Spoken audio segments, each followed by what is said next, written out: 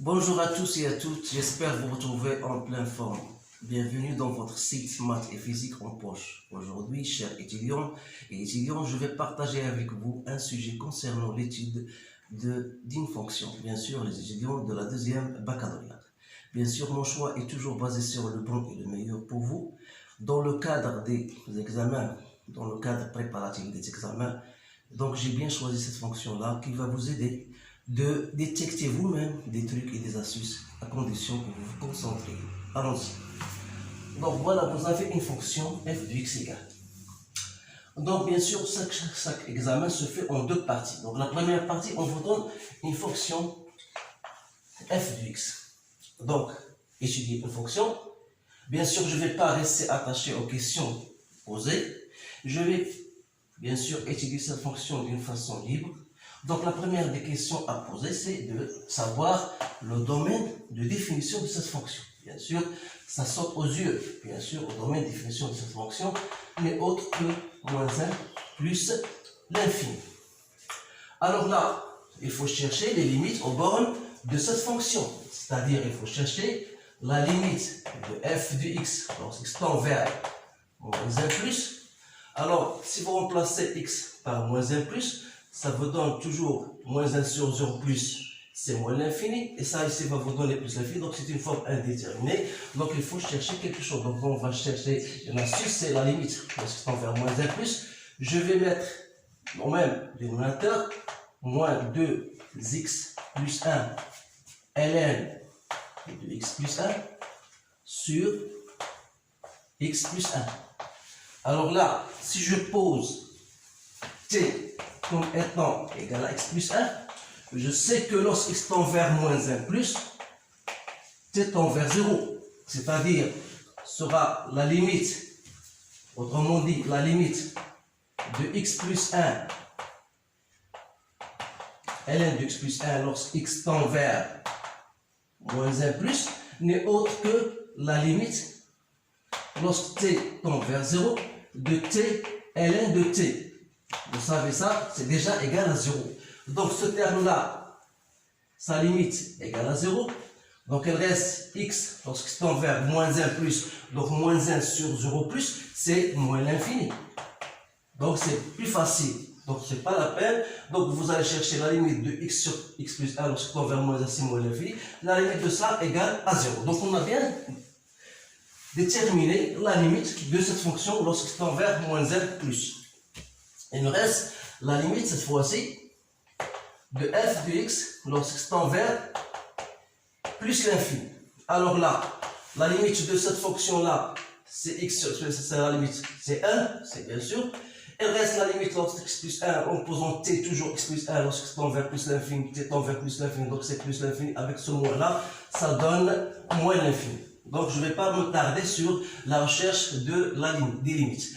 Une fois on a déterminé les limites, donc la question qui va se poser ainsi, donc il faut chercher bien sûr la dérivée. Alors là, vous avez une fonction déjà, il faut la mentionner, vous avez deux fonctions composées de deux fonctions dérivables sur moins 1 plus. Alors là, on peut chercher la dérivée de f' de x. Alors là, donc f' de x c'est quoi? C'est la dérivée de ça, je vais le faire d'une façon directe, c'est la dérivée complétant le rapport de deux fonctions, c'est la dérivée de x, c'est-à-dire c'est 1, x plus 1, moins x, fois la dérivée de x plus 1, c'est 1, sur x plus 1 au carré. Moins 2, la dérivée de nx plus 1, la dérivée de x, c'est u' sur i, donc c'est 1 sur 1 plus x. Donc je vous conseille bien de retenir les fonctions dérivées usuelles pour ne pas se tarder dans le jour d'examen. Donc il reste quoi? Je vais mettre au même dénominateur. Donc c'est x plus 1 au carré. Donc il reste ici 1 moins 2 x plus 1. Donc ça va me donner 1 moins 2x moins 2 sur x plus 1 au carré. Soit disant moins 1 moins 2x sur x plus 1 au carré. Donc voilà ma dérivée. Alors là, donc, la question, eh bien, je vais dresser le tableau de variation. Alors là, pour dresser le tableau de variation d'une telle fonction, il faut savoir quand est-ce que la dérivée f' s'annule. Alors là, comme x plus 1, le dénominateur étant positif, donc il reste le signe de f' n'est autre que le signe de moins 1 moins 2x. Alors là, je vais mettre, quand est-ce que f' de x égale à 0? C'est-à-dire moins 1 moins 2x égale à 0. C'est-à-dire moins 1 égale à 2x, c'est-à-dire que x égale à moins 1 demi.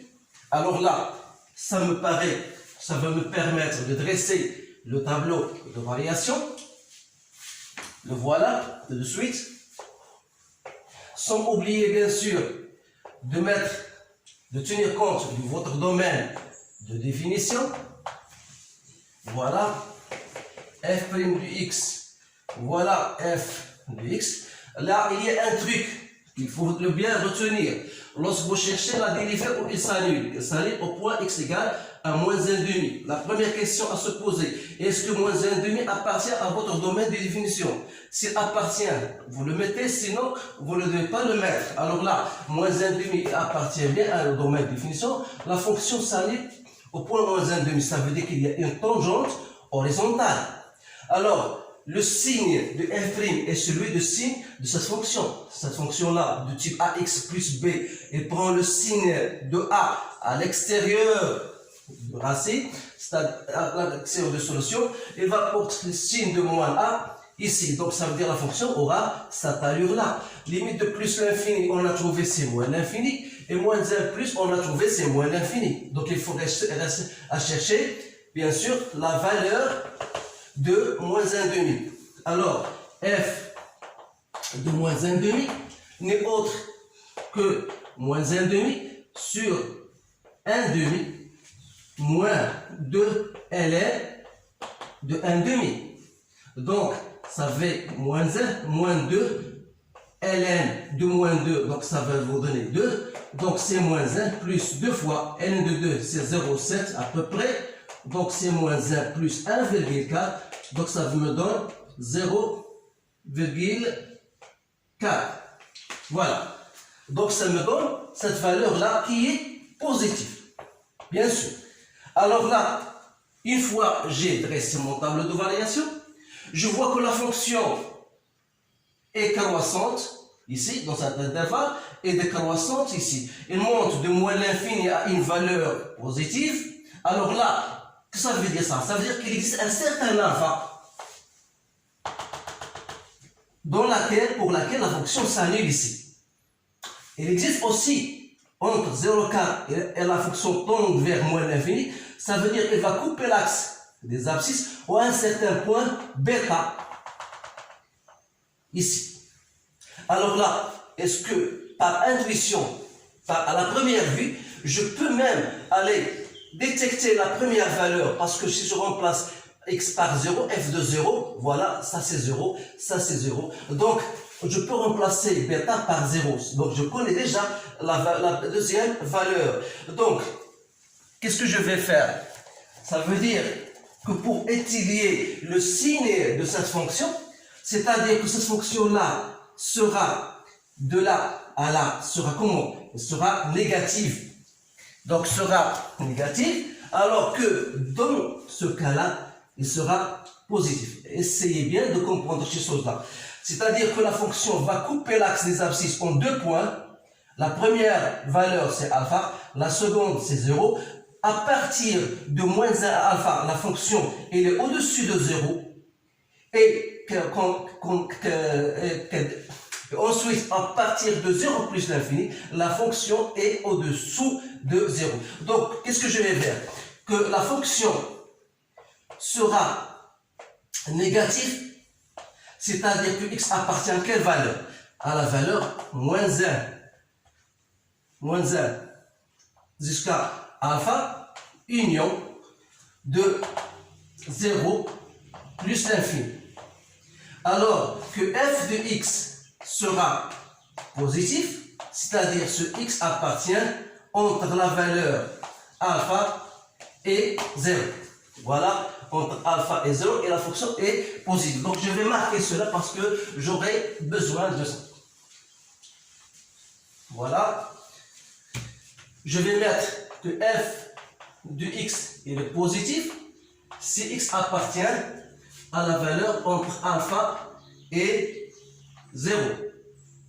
Et f de x sera négatif, c'est-à-dire que x appartient à moins 1, alpha, union, 0, plus l'infini. Bien sûr, la valeur de alpha, on va vous donner bien sûr la valeur de alpha. Donc, cette valeur-là, on va le détecter bien sûr après. Donc, une fois on a bien détecté le signe de f de x, on va passer à la seconde partie. On vous donne une fonction g de x égale ln de x plus 1 sur x au carré. Alors, notre but, c'est d'étudier cette fonction-là.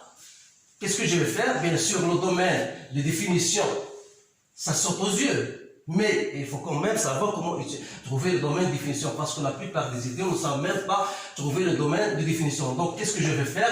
Le domaine de définition de la fonction g, c'est l'ensemble, bien sûr, des x qui appartiennent à R, tel que la première condition, il faut que ce qui est entre parenthèses, x plus 1 doit être supérieur à 0. Sans oublier bien sûr la seconde condition, il faut que x carré soit différent de 0, c'est-à-dire x différent de 0. Alors là, donc le domaine de définition de la fonction g égale x doit être supérieur à moins 1, voilà, mais il faut toujours éliminer la valeur 0. Donc le domaine de définition, c'est bien celui-là.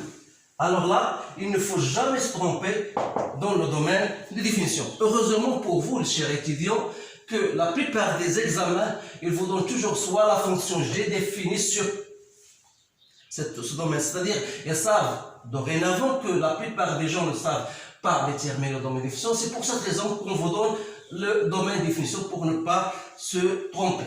Alors là, je cherche les limites de g de x lorsque x tend vers moins 1 plus.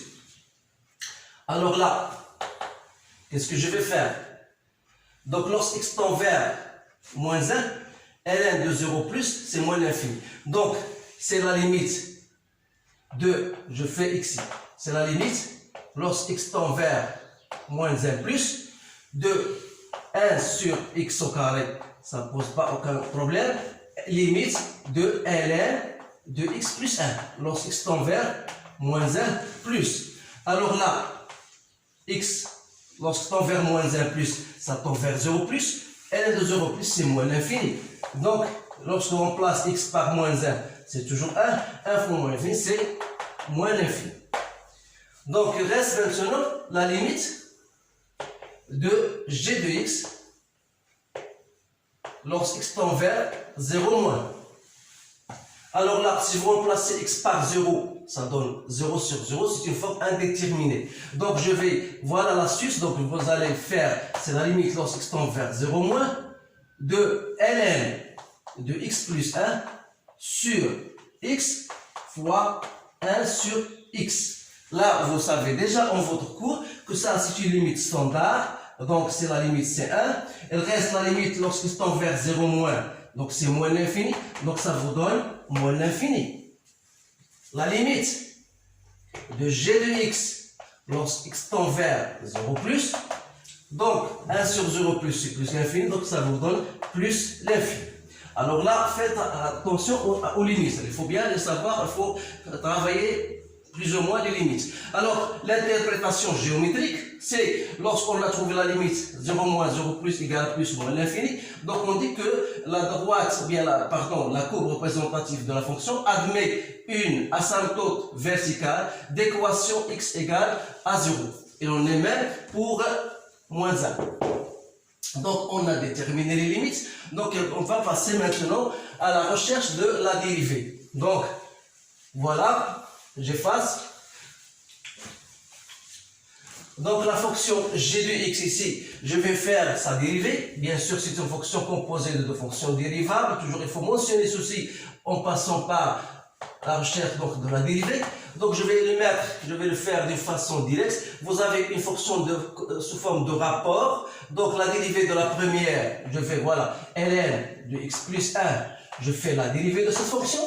que je dois multiplier par x au carré moins ln de x plus 1 fois la dérivée, bien sûr, de cette fonction x au carré.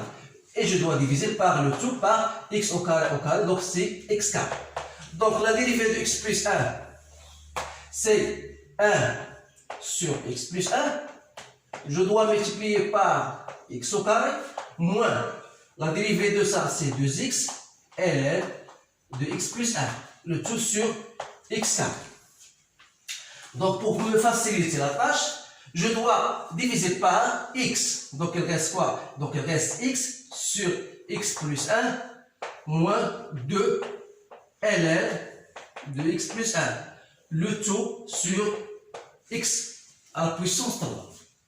Alors là, il faut bien avoir les astuces parce que lorsqu'on vous donne la première partie, c'est pas, on ne vous donne pas gratuitement. Donc il faut bien savoir l'utiliser. Donc vous avez une fonction x sur x plus 1 moins 2 ln de x plus 1. C'est déjà la fonction qu'on a dans la première partie. Donc on dit que ça, c'est la fonction g de x sur x à la puissance 3. Donc voilà votre dérivée, bien sûr, de la fonction, g' de x. Ça, c'est la fonction f de x. Donc voilà la dérivée de cette fonction-là. Alors là, une fois on a bien abouti à ce résultat-là, on va étudier la fonction, bien sûr, g, la monotonie de la fonction g. Donc le signe de g' là, il y a le signe de f de x et le signe de x3. C'est pour cette raison que j'ai choisi cette fonction-là. Voilà, mon choix était bien basé sur le bon choix. Alors là, il faut faire très attention à l'étude du signe de cette dérivée-là. Donc, on a dit que f de x, elle s'annule à deux choses. Elle s'annule pour x égale à 0 et pour x égale à alpha. C'est-à-dire il y a deux racines. Alors là, pour bien étudier le signe de la fonction dérivée, je dois mettre un tableau qui englobe toutes les parties là, numérateur et dénominateur. Donc voilà. J'ai la fonction x, j'ai la fonction f de x, j'ai la fonction x à la puissance 3 et j'ai le rapport qui est g' de x. Ensuite, je dois étudier, arriver au signe de g de x. Alors là, toujours mettre le domaine de définition qu'on a dit c'est moins 1, 0 plus l'infini. Voilà. Et on a dit que la fonction elle s'annule pour x égale à 0 et pour x égale à alpha. Donc voilà, on a bien alpha ici, on a 0. Donc voilà, la fonction elle s'annule à ces deux points. Donc, on a dit que la fonction f de x, elle est négative, elle est positive entre alpha et 0. Donc ici, il est positif. Entre moins 1 et alpha et entre 0 et plus l'infini était négatif. Alors la fonction x à la puissance 3, vous savez, elle s'annule au point 0. Elle gardera toujours le signe positif après 0. Ici, il va garder le signe négatif. Donc, le rapport, ça va me donner plus, moins, moins. C'est-à-dire que la fonction sera croissante, décroissante, décroissante. Donc, voilà le truc. Donc, il faut bien faire attention à cela. Donc, la limite de lorsque tend vers moins 1, moins plus, c'est moins l'infini. Donc, il faut chercher f de alpha, g de alpha, pardon. Donc, limite lorsque tend vers 0 moins, on a trouvé moins l'infini. Ici, on a trouvé plus l'infini. Et la limite de plus l'infini, c'est quoi? La limite de g de x lorsque tend vers plus l'infini, on a déjà trouvé cette fonction. Donc, la limite de g de x lorsque x tend vers plus l'infini. Donc, c'est quoi? C'est la limite de ln de x plus 1 sur x carré. Donc, je dois mettre ici x plus 1, c'est un truc, voilà les trucs que je vais vous donner. X plus 1 sur x carré, parce que je ne peux pas étudier ça en forme indéterminée. Donc, la limite de ça, vous savez, c'est une forme standard en posant t égale à x plus 1. Lorsque x tend vers plus l'infini, t tend vers plus l'infini, alors on a la forme ln de t sur t qui n'est autre que 0. La limite de ça, vous la connaissez, 1 sur x. Donc, le premier x sur x, c'est 1 sur x. Donc, c'est 0. Donc, ça va vous donner 0. Donc, voilà la limite de f de x. Lorsque tend vers plus l'infini, ça veut dire que la fonction, ou bien la courbe représentative, admet une asymptote horizontale d'équation y égale à 0. Donc, faites attention à les choses, à la recherche des limites. Alors là, il ne me reste que de tracer la fonction, bien sûr, g de x. Voilà.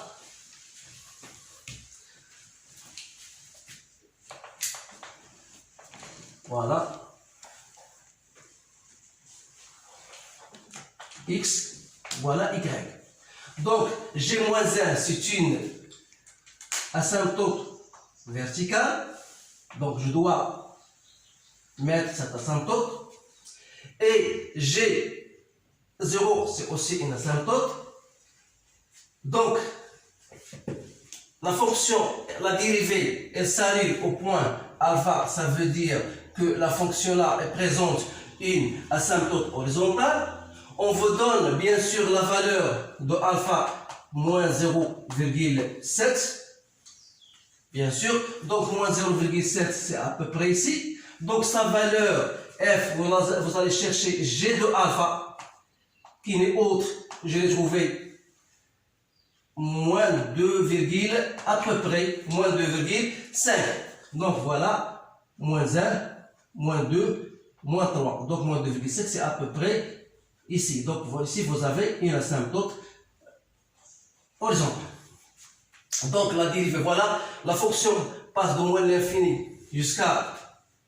Donc il va monter, bien sûr, cette fonction. Voilà. Aura bien sûr sa allure là.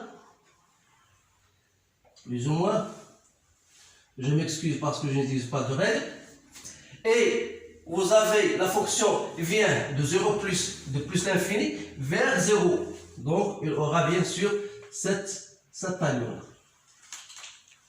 Voilà. Donc voilà la courbe représentative. Donc il y a une chose que je vais discuter avec vous, c'est la valeur de alpha. Parce que lorsqu'on vous demande de montrer que f de x égale à 0, qui admet une solution unique alpha, compris entre moins 0, 7, 1, moins 0, 7, 2, 7, 1. Voilà. Il vous demande de montrer que la fonction f de x, celle-ci, admet une solution unique alpha comprise entre ces deux valeurs-là. Alors là, vous allez utiliser le théorème des valeurs intermédiaires en disant que la première condition que la fonction est bien continue, elle est strictement croissante. En plus de ça, il faut chercher la valeur f de 0,7, 2, que vous allez multiplier par l'image de moins 0,71 et vous devez trouver qu'elle est négative. Alors là, vous dites qu'il existe une valeur alpha entre moins 0,72 et moins 0,71 telle que f de alpha égale à 0. Alors là, il faut chercher f de alpha. Alors dans la majorité des cas, il faut montrer que g de alpha égale. Voilà, f de alpha égale à 0. Ça veut dire quoi? Ça veut dire que alpha sur alpha plus 1 moins 2 ln de alpha plus 1 égale à 0. Alors, si je peux mettre ce dans l'autre côté, je vais mettre ça et je vais effacer ça. Alors, c'est-à-dire que ln de alpha plus 1 égale à quoi? Égale à alpha sur 2 alpha plus 1. Alors, on va utiliser ça parce que g de alpha égale à quoi? G de alpha égale à ln de alpha plus 1 sur alpha au carré. C'est-à-dire, c'est alpha sur 2 alpha plus 1 que je dois multiplier par 1 sur alpha au carré. Donc, il reste quoi? Il reste 1 sur 2 alpha plus 1. Alors, voilà, c'est une question supplémentaire. Il vous dit montrer que G de alpha égale cette expression-là. Donc, en remplaçant alpha par moins 0,7, vous allez trouver que G de alpha est à peu près, plus ou moins, égal à moins 2,5. Donc, je pense, voilà ce que vous devez savoir. Donc, toujours dans les examens de mathématiques, il vous donne, c'est la structure de l'examen. Il vous donne deux parties. La première partie et la deuxième partie. La deuxième partie se base sur la première partie. Donc, vous devez utiliser tout ce que vous avez trouvé dans la première partie pour aboutir, pour tracer la courbe représentative de cette fonction. Alors là, j'espère que j'espère que je vous donne la bonne explication et je m'excuse parce que cette fois-ci, je ne vais pas assez trop vite, comme disent certains collègues. Alors, je vous souhaite une bonne chance et je vous dis dans les séances prochaines, on va choisir d'autres fonctions plus difficiles que celle-ci. Donc, dans l'attente de cette séance, je vous souhaite une bonne chance et je vous dis à bientôt.